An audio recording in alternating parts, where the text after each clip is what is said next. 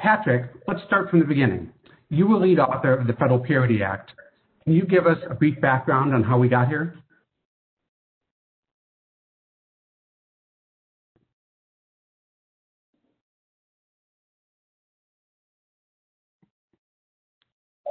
Discuss parity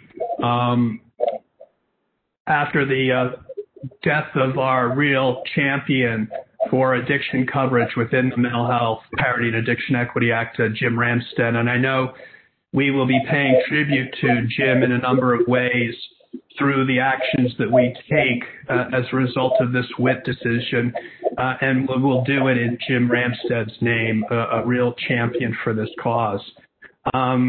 So the law that Jim and I had the honor of co-sponsoring basically said inpatient, in-network, outpatient, in-network, inpatient, out-of-network, outpatient, out-of-network, pharmacy benefits, and emergency room benefits, that in all of those 6 buckets, we needed to have equal, i.e. parity, with medical and surgical benefits at the primary care, secondary, tertiary levels of care. So in the parity law, we finalized that you couldn't have any higher co-pays, deductibles, premiums, lower lifetime caps for coverage. Those are amongst what are known as the quantitative treatment limits that always put financial barriers in place of those seeking care for mental health and addiction. What we're going to be discussing today are principally the non-quantitative treatment limit barriers. And we are very fortunate to have Brian and Joe here to take a deep dive into what medical necessity determination and what medical management practice really mean for limiting care for people who need these benefits. So I'm just honored to be here with the both of them and with you, David, and with the Lieutenant Governor of Delaware. And we will look forward to the next period of time to really take a deep dive on what I consider a game-changing moment, as we've said through the title of this webinar. In my view, this Wit decision is the equivalent of our Brown versus Board of Education in the area of mental health, civil rights, because this Wit decision is basically Exhibit A of the barriers that we have been facing in the last decade and more in fully implementing equal protections and coverage for people with mental illness and addiction. So just like with Brown versus Board of Education, you cannot have separate cannot be equal. And we can no longer tolerate this discriminatory practice against those who suffer from brain-based illnesses. And the sooner we rectify this ongoing pattern and practice of discrimination, which is not only kind of exemplified in the Wit decision, but obviously many, many other similar regulatory and local state action decisions across the country, the sooner our country will be prepared to deal with the inevitable mental health and addiction tsunami that will really be kicked up into much higher degrees of severity and impact as a result of this COVID crisis.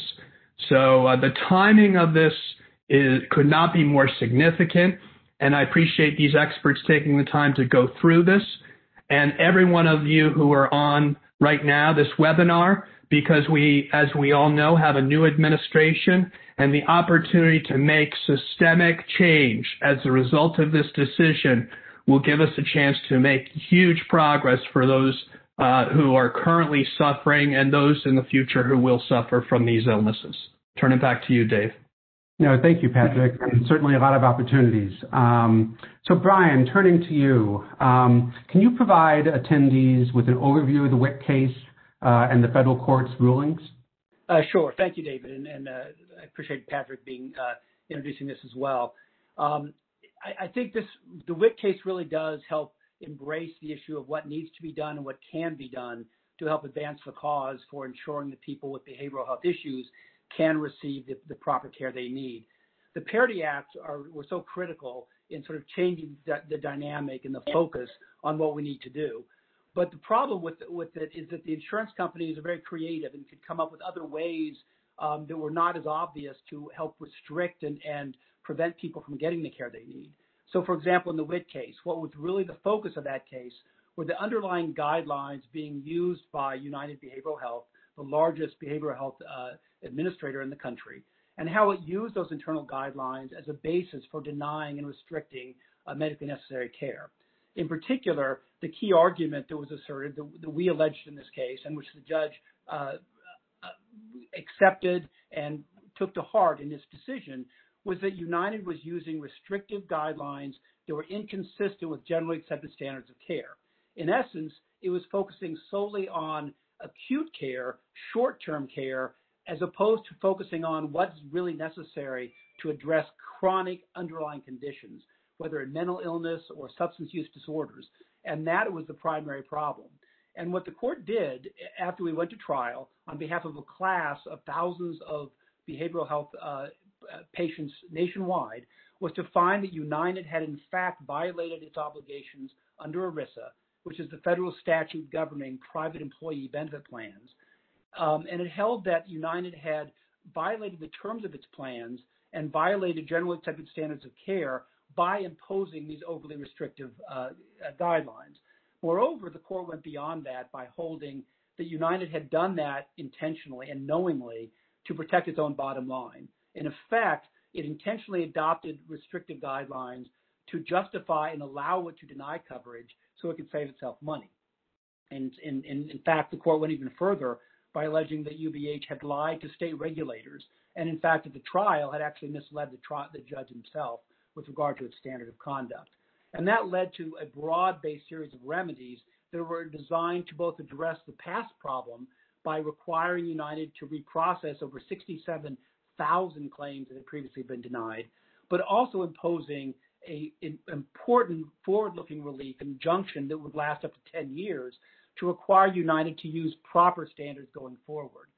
But one of the underlying issues that is even most important, that goes well beyond WIT itself, was what the court held about what are the standards of care.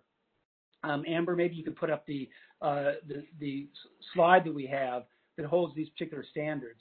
Here, the court did not just find that United was violating its standards, violating its plans, but it also specified what are the overarching standards for behavioral health care that are necessary to ensure that patients receive the care they need.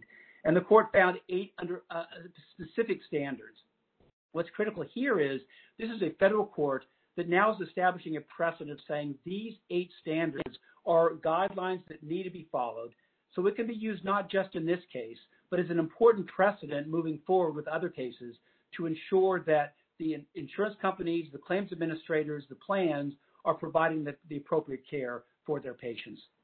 And so when you read these standards, it is very, very helpful. And I think it's something that any professional organization, nonprofits, facilities that are out there trying to ensure that people receive the care they need, they can use the WIT standards and the WIT holding, and they can use these standards of behavioral health care as a model to push forward to ensure that patients receive the care they get. Great. No, thanks, Brian, for giving that overview of the WIT case. So turning to Dr. Parks. Dr. Parks, can you talk about your experience as medical director in Missouri and how you've seen these issues play out for patients and providers?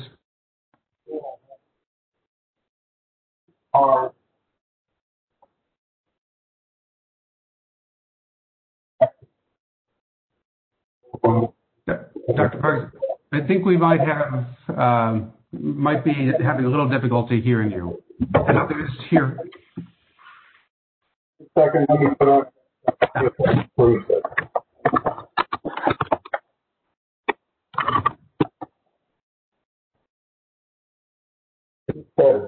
Yeah, that's better. Okay.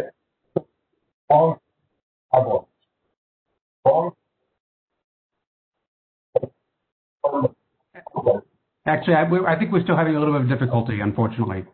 Yeah.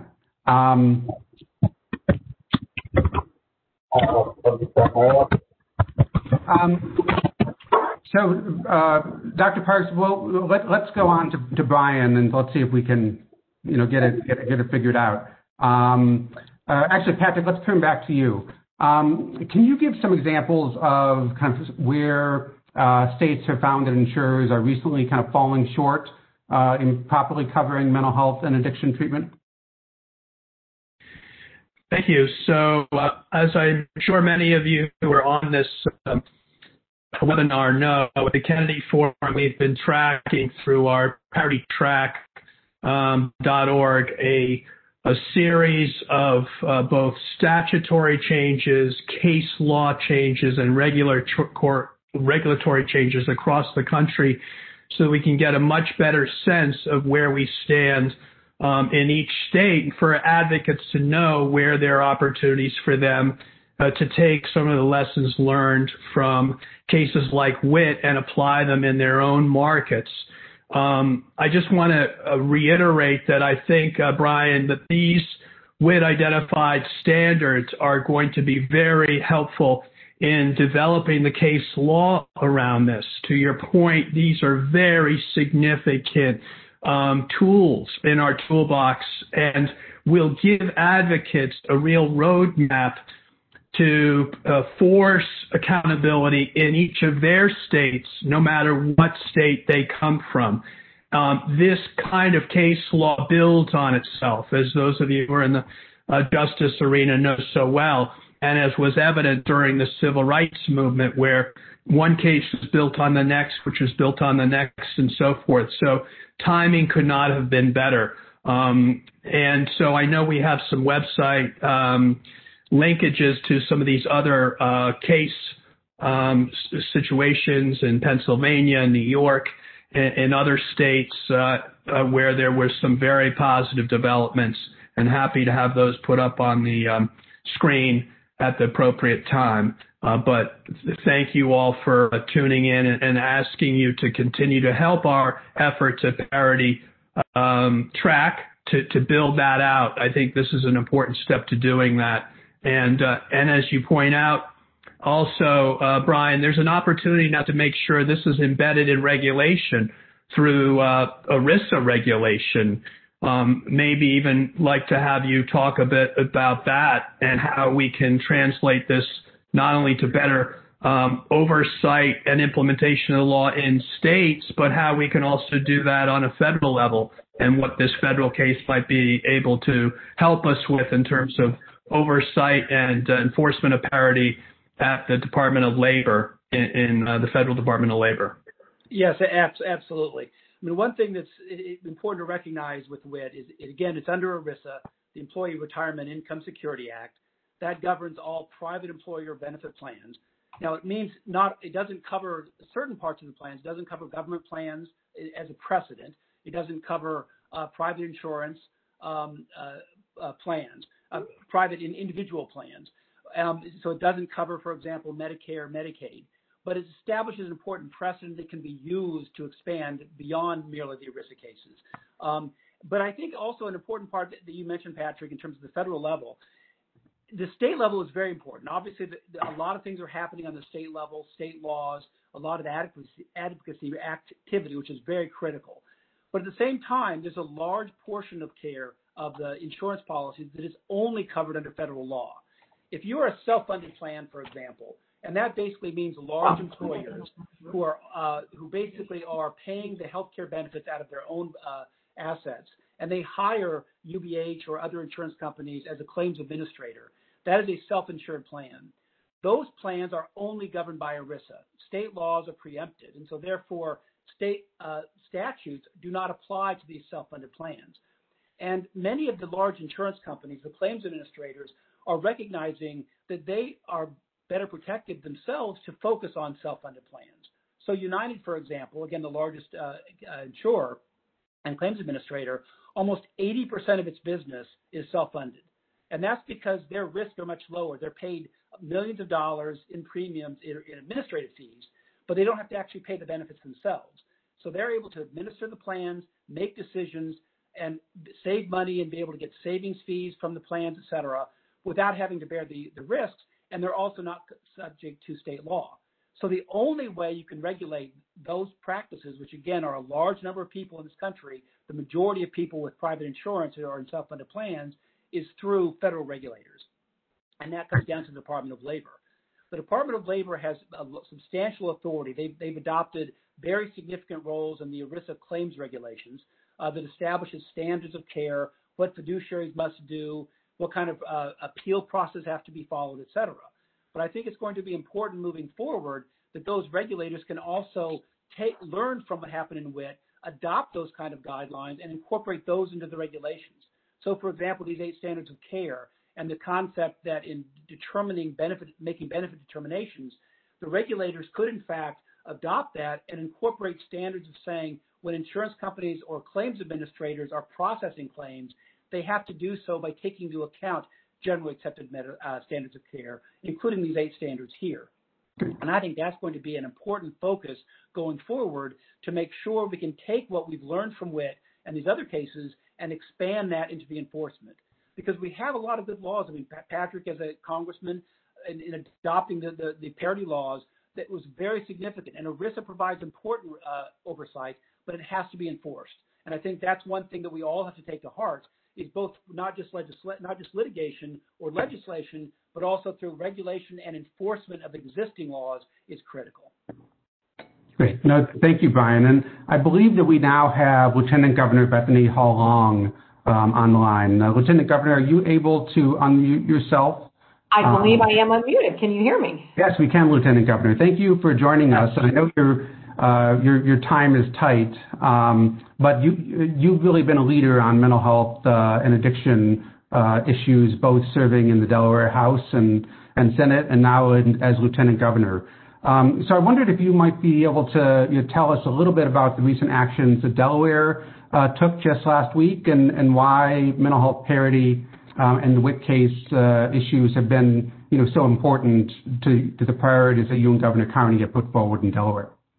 Thank you, and thank you so much, David. And I'm sorry to interrupt the flow this morning, but to the Kenedy Forum and Patrick Kenedy and all, I just want to say thank you so much. The efforts of the Kenedy Forum actually provided a terrific foundation for those of us in Delaware.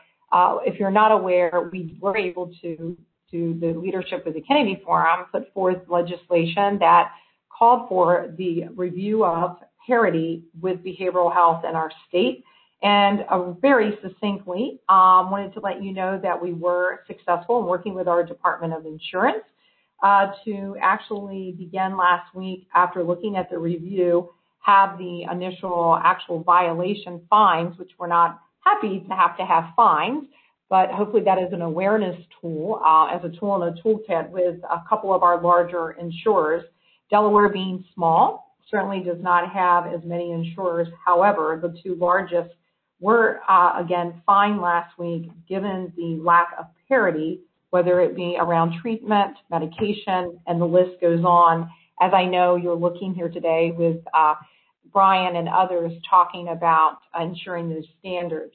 So again, in Delaware, we are pleased with Governor Carney, our Department of Insurance, and our legislature to really recognize how important behavioral health is. And all of us know the extreme of mental health during this pandemic and as the epidemic of overdose rages. So thank you for having me with you today. I don't know if there's any specific questions, but I really thank you for this and the decision and the work ahead. And to the advocates listening on the webinar, it is so important that you write the letters, make those calls, share your stories with your departments of insurance, your regulators, both federal and state. They really made a difference in Delaware because many times people are afraid to share. So that's all I can say at this time. So thank you for allowing me 2 to 3 minutes here of your time today. Yeah, thank you, Lieutenant Governor. Governor, it's a real honor to have you on, and I so appreciate your action at the state level in Delaware. It may be a small state like Rhode Island, but it sure packs a big punch with your state's most recent resident getting elected to be the next president of the United States. I think that this decision is going to have an implication for our cause far beyond the state's size because of how it's really now in the backyard of the future president of the United States, and he really takes a measure of what's happening in Delaware as a context for a lot of his frame of view. And I know this because of your activism in this. You've helped him be sensitized even more to these issues. And all politics is local, as the late, great Tip O'Neill said. So we are glad that as troubling as these fines have been in Delaware, they may have been very helpful to us in combining with WIT to put us in a good spot on a national level with a new administration to finally get full and effective enforcement of both the federal law and an increased interest in enforcing it in the states as well. And so grateful you were able to join us. Thank you. And thank you for that. And you are correct. Together, raising awareness and working, we can make a difference. And I know our president-elect remains so committed to many chronic diseases, one of which is certainly mental health and parity, behavioral health. And I really look forward to working more on this. And again, on behalf of our insurance commissioner and others, thank you for the work you're doing. And I'll let you continue. Thanks for giving me a few moments of time. And look forward to listening to the rest of the webinar. Thank you, Lieutenant Governor. We deeply appreciate it. So Dr. Parks, I wanted to see if we could return back to you. I think hopefully we got the audio issues solved. Just wanted to talk about your experience as Medicaid director in Missouri and kind of how you see these issues playing out for patients and providers. That'll be fun, but first tell me if you can hear me fine now. Yes, we can. Very good. What a relief. So my point was that these are not new problems. I remember getting an email that I still have back in 2005 when I was in Department of Mental Health from the then Medicaid director in Missouri saying that they were having difficulties with inappropriate denials and inappropriate short lengths of stay and more intensive levels of treatment. And what could we do? And after some researching, we basically came up with the same solution that the judge came up with, putting in the managed care contracts a requirement that they use ASAM and locus criteria, and then later putting in a requirement that they had to authorize a higher level care if the lower level of care was not available. So you couldn't have somebody that needed residential, and just because you didn't have residential, give them less. This was not, and the other thing I learned way back then is this is not just about UVH. We had 3 different companies, and they were all having the same problem. You could have two 12-year-old girls that had attempted suicide, and one had a mother who didn't have any problems, had stable housing, showed up at all the family visits, and the other, it could have been her 3rd hospitalization, and the mother had trouble with a mental illness or an addiction and had unstable housing and didn't come to the family meetings. And they would get the same length of stay. Made absolutely no sense. We found that not only did this open up access in existing treatment, but it also incentivized the payers to add more levels of care because they didn't want to pay for a higher level just because they hadn't contracted with a mid-range, like a residential or an intensive outpatient. So this WIT finding takes nationally something that states have been having to figure out one by one. The other interesting thing, it did not raise the capitation rates and costs. And actually, 9 months after we implemented, I checked with the plan presidents after forcing it in the contracts. They said, we thought it was going to be a big problem. It wasn't that bad. Actually, it's a good way to have a discussion between the providers and the payers about what the patient needs. So this is a wonderful thing. It's a wonderful thing to go national. Terrific. And going back to you, Brian, what do you see as kind of the legal implications of this case across the country? Kind of how will this play out, in courts, nationwide when people are seeking mental health services? I think the key thing is it's allowing us to sort of in some ways look behind the curtain and really examine what were the bases for the denials.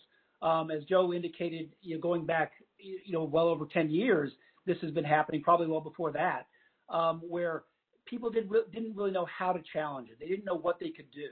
And too often, in fact, while WIT was pending, there was a case that went up to the Ninth Circuit. I don't have the case handy right now, but it went to the Ninth Circuit. And the plaintiff lost because the circuit court found that it was not an unreasonable denial for the insurance company to decide it wasn't properly covered, it wasn't medically necessary. But it was in deciding that, it had been relying on these internal guidelines that were overly restrictive. But because the plaintiffs didn't recognize and understand those guidelines, and because the courts didn't realize these guidelines were flawed, it allowed to continue to get a denial.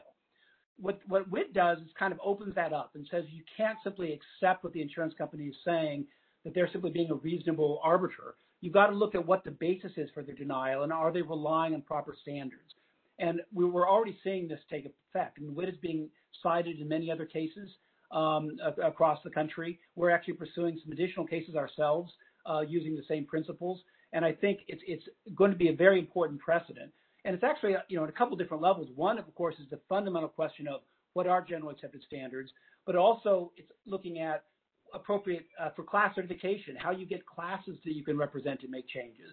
Because one thing that happened in the WIT case is we're basically saying you've got to look back, and if you're relying on an improper guideline, every decision you made based on that guideline was questionable.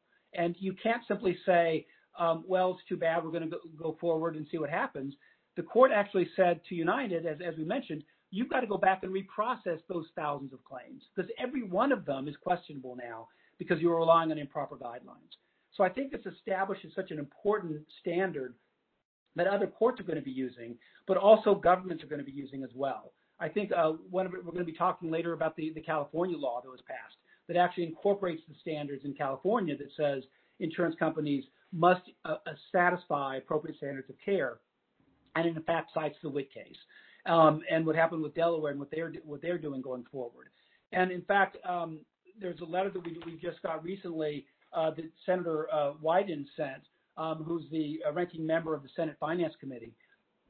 And they're responsible for looking at Medicare, Medicaid, and the CHIP program, and citing it extensively to WIT and the issues raised about WIT. Senator Wyden wrote a letter to United Behavioral Health, basically saying, we're seeing what apparently you've done. We've seen the holdings in this case where you've established and applied these improper guidelines and where you've misled regulators and misled states.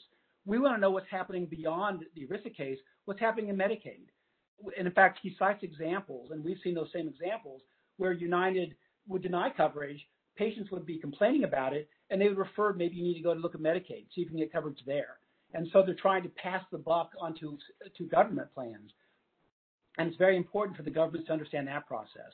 So the fact that we now have the Senate looking into this issue as well shows the kind of impact that we're seeing moving forward. No, terrific. Thank you for that additional information. So, Joe, why don't we turn to you again? How do you see kind of the WIT case impacting patients' ability to get the care they need covered, right now, and what can patients and providers do, to use the WIT case's findings to fight denials of care? Absolutely. Amber, could you throw up a couple slides that I provided earlier? So the National Council for Behavioral Health, we issued a position statement in support of WIT. Our Medical Directors Institute believes that the court's findings are the accurate representation of the standard of care. And then we went on to develop a toolkit on how providers and how patients can use it to write more effective appeals and have more effective discussions with the prior authorization staff at the payers. I see a question here from Marty Birnbaum in the chat box saying in her problem they find even with the ASAM criteria, insurance may ask for all 6 dimensions, but then make their authorization based only on acute withdrawal and medical complications. Clearly a violation of the court's findings in WIT that you cannot decide solely upon symptom severity and risk, but have to look at most effective treatment. If you look at our toolkit, it will give you actual template letters that take actual WIT language that you can adopt to the individual case that you're working on or your individual situation for your patient. It gives you some suggested scripts of talking points and phone discussions you have with the prior authorization staff when you're seeking an initial authorization. It lets you regularly reference the WIT case as the standard of care. Now that gets it into the record that you're referencing it. So if we have a future case like Brian was talking about where another company gets sued, this will be on record, that they were told it was inconsistent. There's a record that claim should be repaid. So the toolkit has an overview of the Wit decision in it. It has individual arguments based on each of the 8 principles, along with templates for denial letters and scripts for phone calls with managed care staff. And it has guidance on how you develop a plan for your healthcare organization. So you're not just doing it one at a time. So you can be systematic, strategic, and data-driven as to what type of appeals you apply and go for the high-volume problems first, and really tip the way things are going now.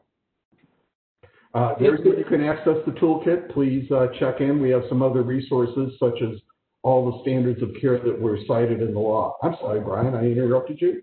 No, I was gonna add into that, Joe, because I think the comment you're making is exceptional about this importance of doing the appeals and challenging denials.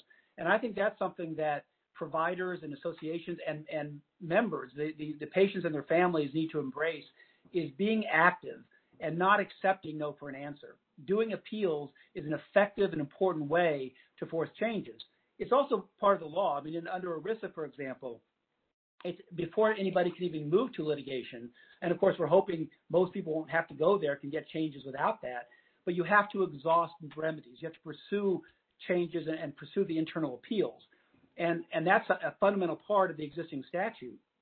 And as Joe said, what's important now is we have a better foundation for pursuing that appeal, because it's not, too often insurance companies do a denial and they're just leaving it up to the patient or the provider to figure out how to challenge it. We now have a basis for doing that, because it's not simply saying, well, I think I need more care. It's saying, look at what this court said. Here's the standard of care that's being applicable, the standard of general accepted standards. The decision made by the insurance company violated that standard, and we want to challenge that denial. And so by using what was held in Wit, using the toolkits like Joe has put out, it embraces the ability of patients and doctors and the associations to actually push forward to get better remedies and better results. Yeah. And Brian, I want to do a call out and acknowledgement for one of our participants, David Playku. He was one of our co-authors on the toolkit, and he's a participant with us right now. Extensive experience. Thank you, Dr. Playku. Yeah. And Brian, you have several other lawsuits that are kind of similar to the Wit case that have been filed recently. Is that correct? Yes, we have. We've got a few other cases involving United that highlights the issue. I mean, I think Joe may have mentioned ASAM, and somebody has a question about the various standards from 3.1, 3.3, various numbers from low level of care to higher level of care. And as it turned out, after Wit, United was in fact only allowing the highest level, 3.7 and above, which in effect they were saying, we've adopted ASAM, but they're only applying it in the acute phase. And so we brought a separate suit to go after that issue. We've also sued Anthem with regard to the use of the MCG guidelines. Our allegation there, MCG is a third-party company that sells its guidelines for profits to insurance companies. And while it's not developed internally by Anthem, our argument is they're doing the exact same thing. They're still using acute care focused. And so we're using WIT to challenge that denial as a standard, as a precedent, and going after those kind of guidelines as well. And again, our entire focus is to take WIT and try to expand that as aggressively as we can to make sure that this extends beyond just United, but actually nationwide, so that all insurance companies have to follow these same standards. Yeah. My experience was the same in Missouri as you're having. It's not just the UBH guidelines. The same flaws are in MCG and the same flaws are in Interqual, the other large proprietary guideline. Both overemphasize risk, underemphasize broad effectiveness of treatment, and don't appropriately put people in mid-range levels of care like intensive outpatient and residential. Once you're out of inpatient, you're getting a couple outpatient visits and that's it. Yeah. No, thank you, Brian. Let me just jump in here and thank you both, as well as all of our friends who are part of the legal work group, which is going back to the civil rights analogy, kind of like the equivalent of our NAACP for mental health and addiction. And your detailed appreciation for the intricacies of how to hold payers accountable is going to help real people and save real lives. And it could not be in a more fortuitous time, given the wave of mental health and addiction that's surely to be exacerbated because of COVID. And we need to have these protections in place now as a matter of national priority for our country at every level. And as we know, for everyone listening on the call, we're only scratching the surface of the number of people in our country who need these services, who are getting them. And this has to be a real priority in the next administration. And I thank everyone for helping to make sure that we know exactly what we need to do in order to get it implemented, both at the federal level and the state level. I just answer one of those questions. By California, both passing the 855 and of course having this Wit case, the ripple effect across the country is significant. Just like when we had New York Attorney General and Pennsylvania Insurance Commissioner and others, and now in Delaware, with their decisions, there is a ripple effect. Payers are going to now take stock of all of this and say, we're going to have to adopt nationwide standards effectively, because when you've got this many people in New York, California, having to have this kind of accountability imposed, then it doesn't make sense to have, 48 other states that aren't adhering to these standards. So it really does have a national implications, and where we can expose those patterns of discriminatory practice across other markets as well. Thanks, Patrick, for kind of teeing me up, because I was going to just briefly discuss Senate Bill 855 in California, which the Kenedy Forum led with our partners at the Institute this year, and successfully enacted with our author, State Senator Scott Wiener, who was a real champion. And many thanks to Sutter Health for generously supporting our efforts. So what 855 does is it requires insurers to follow these generally accepted standards of care in the state of California, and requires them to use medical necessity criteria from the nonprofit clinical specialty associations like the American Society of Addiction Medicine. And there are many other groundbreaking provisions in this bill. We want other states to really adopt these standards, and are putting together, model legislation, which will be named after Jim Ramstad, the former congressman who passed away several weeks ago, to push these standards forward. And I should also note that New York State has also been taking action and is requiring insurers to submit mental health criteria using that then have to be approved by the Office of Mental Health. And of the nearly 70 plans who submitted mental health criteria, my understanding is that all of those criteria have been rejected upon initial review. So having two big states take action, is very, very important. So I wanted to turn back to you, Dr. Parks. So how do you think states can be, particularly states, can be advancing these standards, and particularly maybe call out the Medicaid programs, since the Wit case was specific to commercial insurance? It's a key move for a Medicaid program, because Medicaid has such a heavy behavioral health population. So many people with mental illness and addiction depend on Medicaid and depend on a number of the more intensive range of services that are made available when you use level of care instruments like the ASAM criteria and LOCUS. And there's a couple ways states can go individually. It's great to have legislation. It's great to propose legislation and get it in your state law like California did. It's also great to take regulatory action at a state level like New York did. And any Medicaid agency can put it in their managed care contracts. If you write it in the contract that you need to comply with these 8 principles, and you need to provide care at a level that's effective and not less, just because, if you have to go more intensive to get it, then you have to go more intensive. So you can do it by contract, you can do it by regulation, or you can do it by state law. And if you don't have it in your state yet, pursue all 3. You don't know which one's going to go over the finish line first. and put in your appeals. Great. So Patrick, going back to you, I wondered if you can talk about former Congressman, Ramstad, and honoring him by, putting these standards into practice, both through state laws and federal laws. First, let me just again say to everyone, I'm watching this chat, it seems as though many of you as advocates are really fighting uphill battles, which is kind of the historic legacy of so many of our advocates amongst the different states.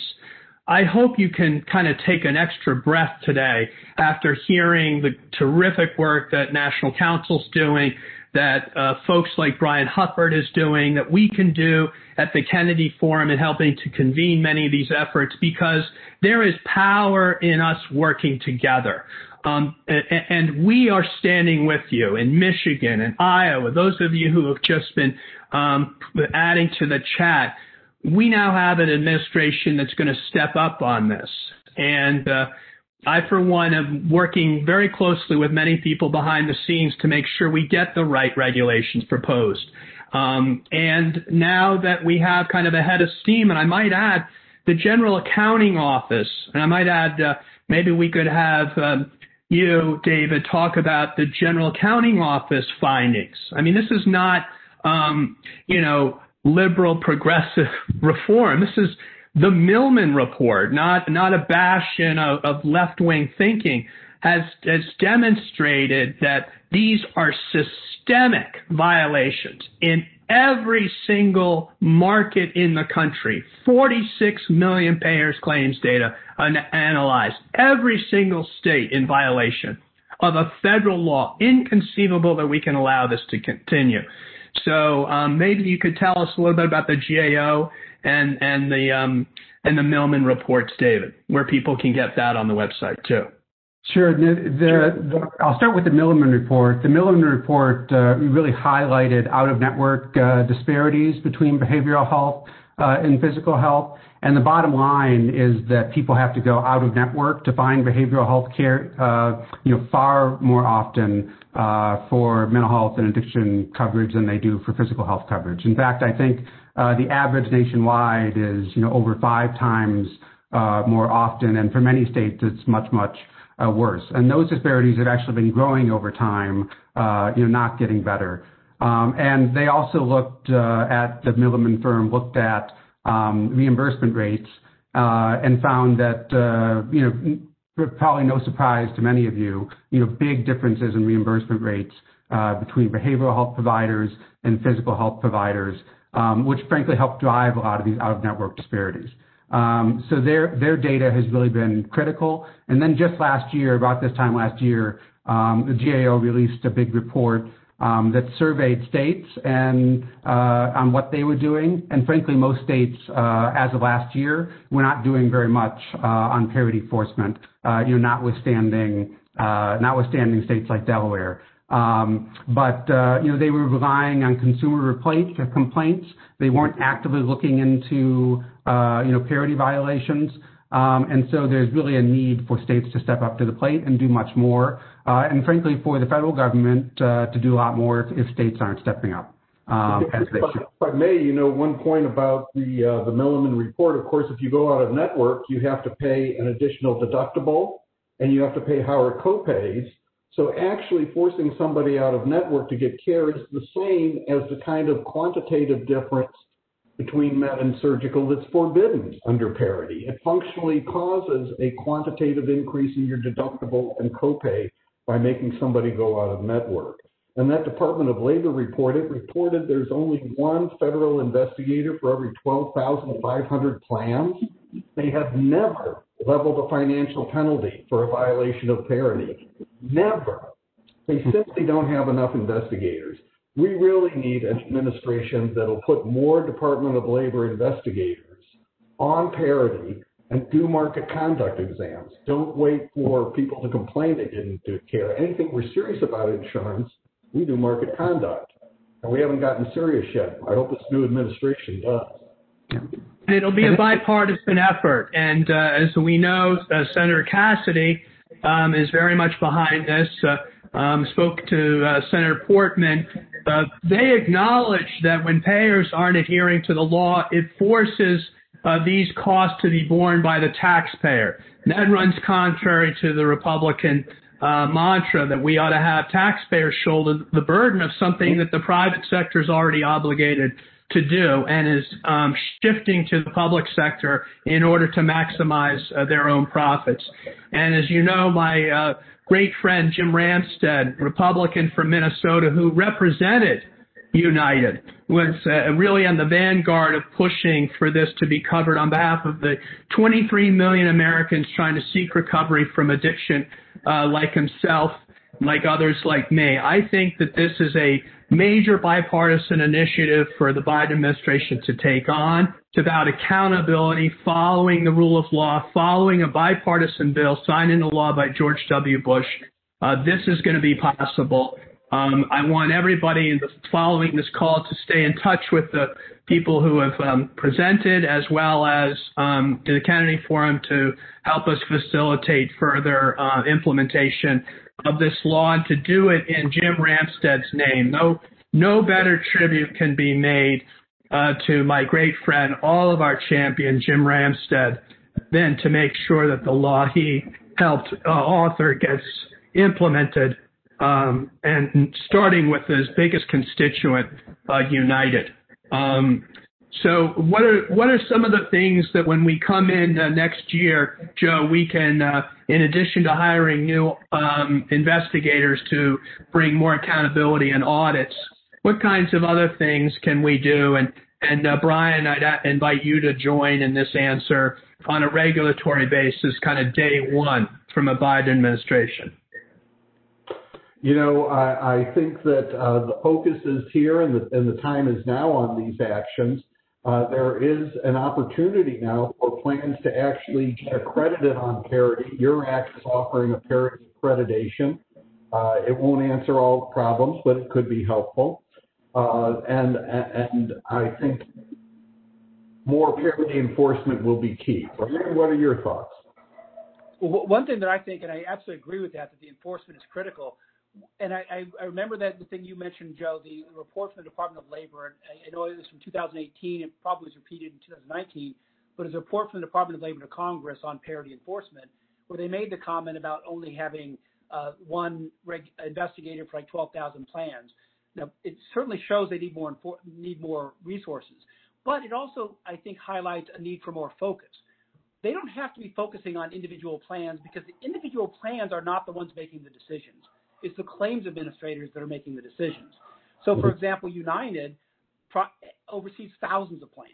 Rather than focusing on an individual plan, individual complaint, you should be looking at, like the Wit case did, on what United was doing. And if the Department of Labor would look at what's United doing, what's Anthem doing, what Cigna, what the other major claims administrators are doing around the country, the Blue Cross Blue Shield companies, they will be able to use their resources in a more effective way, because that's really where the actual denials are coming from.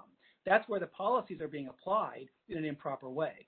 And so if the regulator focuses on that and focuses on who the claims administrators and what their policies are, I think we can use existing resources in a much more effective way.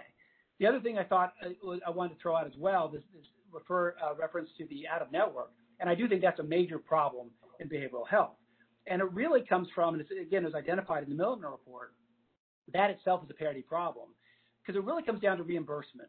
I think in many ways, the reason why you don't have nearly as many in-network providers is because they don't pay in-network providers in the behavioral health space in any reasonable way. Mm-hmm. I've had clients who are psychiatrists or psychologists or social workers who've been in-network, and they literally had the same rate for like the last 15 years. They were not getting any more money, and yet they were being expected to provide more and more important services to patients, but yet they were not being paid. That forces these people to go out of network because they can't get paid properly in network. That's another aspect that really is a parity issue.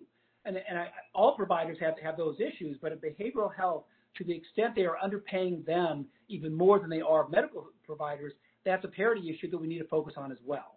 And I think that's an important Brian, you're entirely too right. 75% of our members in a survey the National Council did reported that they lose money giving psychiatric services. They actually have to subsidize it by other fundraising activities because the rates are so out of whack. And you know, when they implemented the certified community behavioral health centers, where the payment is based on the actual cost of care, access was 25% increase. There's a way to get parity, is to actually have services available people can get to. No, thank you, Dr. Parks. And Brian, I wondered if I could ask you if there are additional changes that you think a new administration, the new Biden administration, should be making in interpretation of ERISA law that may affect patients' rights and increasing access to care. In fact, one of the questions in the chat was who bears the burden of proof in demonstrating compliance, which I know is a major issue under federal ERISA law. Yes. So there actually, I think, are a number of things. The regulations have things that can be used if they're used effectively, but there are a number of ways we can enhance it and strengthen it. One example, which would be the most obvious, is actually doing, as we did in California, actually adopting the standards of behavioral health care, the standards of care identified in WIT, and putting that into the regulations.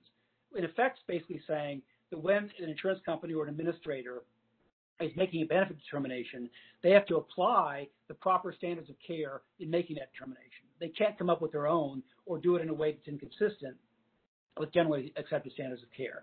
But there's also an important issue, and this is specifically under ERISA.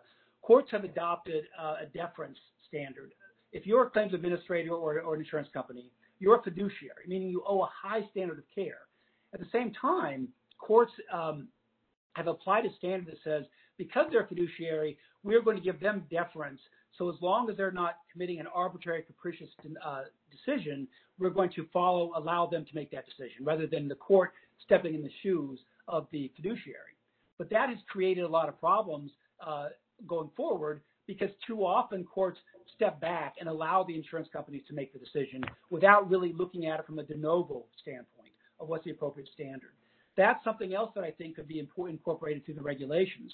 There's a number of states around the country, I think it may be 19 by now, who've actually adopted laws to basically get rid of the deference so that the de novo standard applies. But again, that's only 19 states. And again, it only applies to fully insured plans or non-ERISA plans. Self-funded plans, that doesn't apply to. I think that would be an important standard that could also be adopted through the regulations to enhance those standards. And there's other things, too, you could do to ensure that there's proper disclosure. So, for example, there's obligations to provide disclosure about parity, but it's kind of amorphous and it hasn't really been enforced yet. If the regulations would be very explicit to say that when somebody's either before you're appealing or even during an appeal, the claims administrator has to actually provide disclosures of what they have done to ensure that parity has been satisfied, that could then become an effective tool both for the appeals but also for lobbying, for litigation, and pursuing changes going forward. Yeah, and the anti-discretionary provisions, we actually outlawed discretionary provisions in California through SB 855, which was very important. And I know that, as you mentioned, a number of other states have done so. So we're getting close to the end. So I wondered if we could have some final few thoughts. Patrick, kind of any last thoughts before we wrap up on kind of what attendees should do to advance these issues? Obviously, this is part of a bigger movement to finally embed addiction treatment and brain illness coverage in our medical system. I love the federal government taking initiatives like grants for SAMHSA and the like, but if we're going to get our arms around the addiction crisis in our country, we have to be diligent about doing those things that have just been recommended. We need to increase reimbursement at CMS. We need to make this a national priority through Department of Labor, not only in the enforcement, but also in the pathway for more people to get into the provider space. We need to clear away the additional obstacles. And if we put the burden on payers, then they might start looking at more cost-effective ways where they can meet their population's mental health needs, i.e., they might start thinking about prevention. We've seen a number of suggestions I don't believe that we're going to get to the kind of bundle payment, accountable models of care until payers feel how inefficient it is for them to adopt their current MO with respect to denial until the care is a stage 4 illness, as in the words of my good friend Paul Gianfrido. We need to change this. It's not going to happen necessarily through regs, which we got to do, or just statutes, which we got to do on the federal and state level. It's going to happen through financial pressure. And so once again, I thank all of you who are trying to put this pressure, because it's going to enable a whole broader perspective in the way we deal with this public health crisis, that as soon as that vaccination for COVID gets out there, we're going to have a new bow wave of challenges, and that's going to be in the mental health space. So please stay in touch with us. Again, I thank our panelists, David, for your excellent work at the Kenedy Forum as our policy director. Please stay in touch, everyone. Let's take advantage of this new administration at the federal level to finally get the accountability that decisions like Wit, like Delaware and others have started to get rolling. And thank you all very much. And God bless Jim Ramstad. And let's do this for Jim. No, thank you, Patrick. And thank you, everyone, for joining us for today's webinar. We certainly hope you have happy and, most of all, safe and healthy Thanksgiving. Thanks for joining us, and thank you to Dr. Parks and Brian Hufford for joining us as well. Thank you. Thank you. Thanks, Joe. Thanks, Dave. Thanks, Brian. That was awesome. Thanks, Patrick.